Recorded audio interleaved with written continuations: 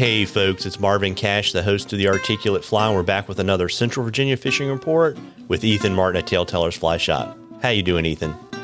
I'm doing great today so far. Well, that's good, and it looks like we're finally turning the corner on spring in Central Virginia. Yeah, and it's been really good temp-wise, but like we were talking before, that always brings the wind of spring, which is something that you usually forget about, All winter you're sitting waiting, just dreaming of these 60 and 70 degree days, and then they finally show up, and then there's also 20 mile or 30 mile an hour winds that are coming with them. So, but I can't complain too much. It's been out fishing, so it's been good. Yeah, and it looks too like the weather's going to stabilize and be warm. I guess the only downside is you're not going to get very much precipitation in the next week to 10 days.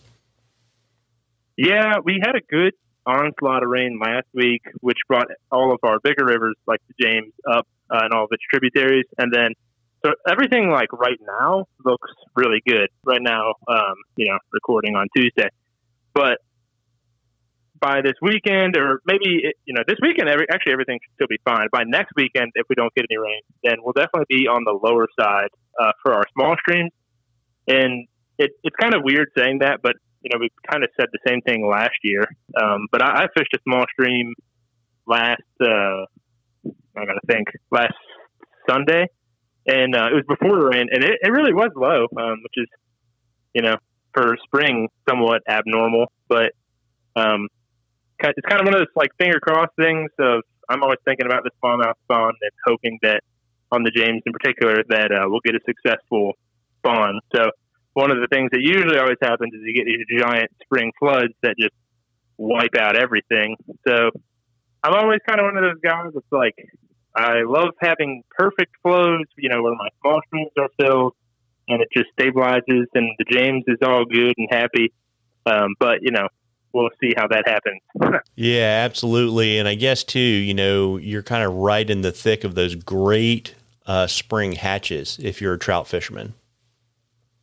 Yeah, actually, we've seen some really big March browns in our local Central Virginia stream, some of the blue quills, and then lots of caddis.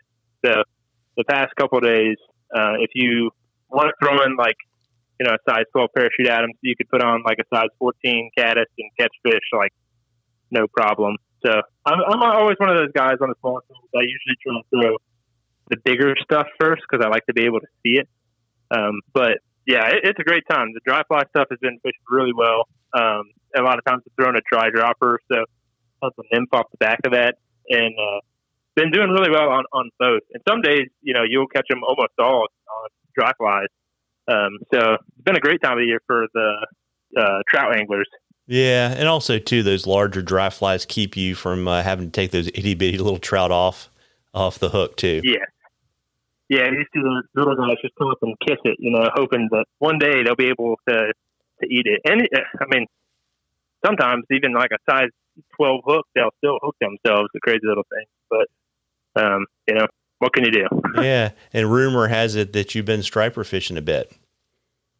Yeah, that's I've been enjoying the striper. It's one of those things, like the past, like 12 years of my life, I've just trout fished and smallmouth fished, and the striper stuff, I always knew it was there. And like really the past 2 years, I've started doing more and more of it.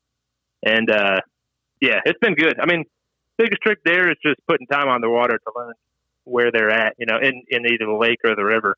But spring is a great time for that. And it's not a super complicated fishery. It's just all about knowing where the fish are. It in a lot of ways, it's a parallel of saltwater fishing. Again, it's like you put a clouser in front of it, or a game changer, and they eat it. It's just putting the time on the water to know where those fish are at. But yeah, we've had the James River run has started up, which is they don't make it to Lynchburg. That would be insane if they did, but they're out towards Richmond, and then we have the Stanton River run that'll start heating up here soon as well. So yeah, it's a great time. I do a lot of that, and if somebody's interested in flies or equipment, stuff like that, they can always shoot me a message. I know it's not for everybody. Some people freak out because striper are not trout, but when you catch a 20-pound fish that could eat that 6-inch brook trout for breakfast and eat 50 of them. Like, it's just a totally different drive. But it is fun. Yeah, absolutely. And I would imagine your smallmouth bite's pretty good too, since we're pretty close to the spawn, right? Yeah, it's been good. It's been kind of hit or miss, which when I say that, a lot of it just revolves around flying. Like, if you just go and you're throwing conventional equipment, then yeah, you can whip out, 3 to 5 fish in the morning, maybe in the full day. That would be a good day because on the James, the quantity is not there. Like, the smaller fish haven't quite woken up. So mainly what you're catching are those fish that are prepping to breed, which is the larger ones. So for the fly angler, I mean, it's been building like clawdads, almost not necessarily like nymphing, but just like casting them out, letting them sink, give them a little jig here or there, and then a fair amount of like reaction style streamers. So like some of the 3 to 5 inch range, the stuff that just kind of entices them and triggers them to eat. Those have been working. So there's plenty of flies out there that do that. It's just a matter of what somebody wants to tie, or what you have in your local shop. Yeah, there you go. And, we've got a question for you from Luke, and he wanted to know some good spots to go catch wild rainbow trout in Central Virginia. Yeah, that's been a common question. And Central Virginia is kind of interesting in that the majority of our streams are either just wild brook trout or stock populations of fish. There are a couple of streams. If you look on the Virginia Department of Game or Wildlife Resources now, but if you look at their trout map, they actually have a map that details every stream that at some point in time they've shocked up or found examples of rainbow trout, brook trout, brown trout. The list goes on. So there are a couple streams. If you just bring that map up, that it will show it to you. And then there's a couple of just really popular ones that in any 5-second Google search would show you.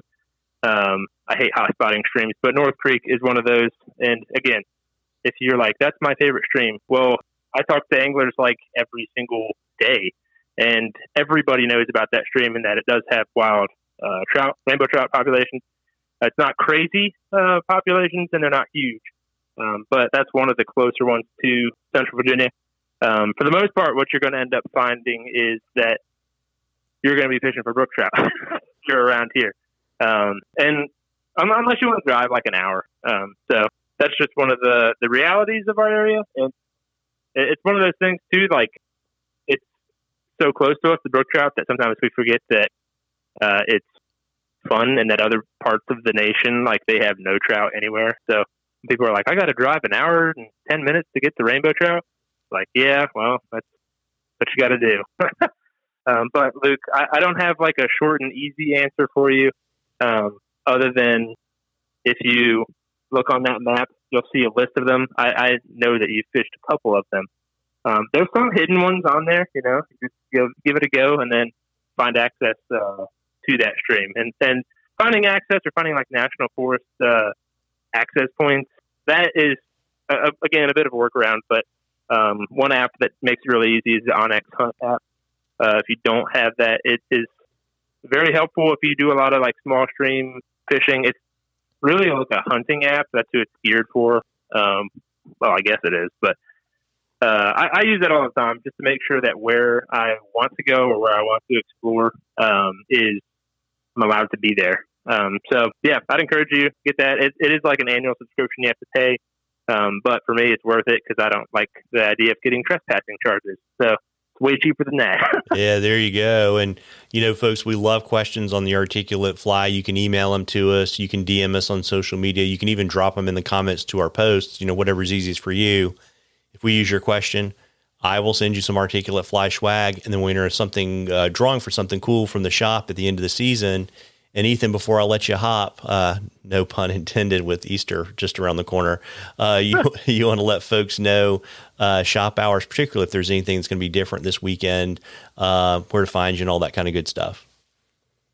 Yeah, so you can find us in downtown Lynchburg, Virginia. We're on Moon Street, pretty easy to find. You just type it into Google.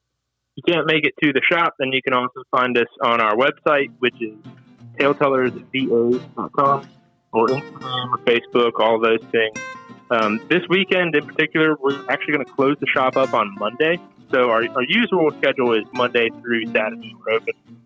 But this Monday, we're going to go ahead and close so that all of us can go and fish and have a good time with family. So, yeah, should be a good weekend. Yeah, well, there you go. Well, listen, folks, you owe it to yourself to get out there and catch a few. Tight lines, everybody. Tight lines, Ethan. Tight lines.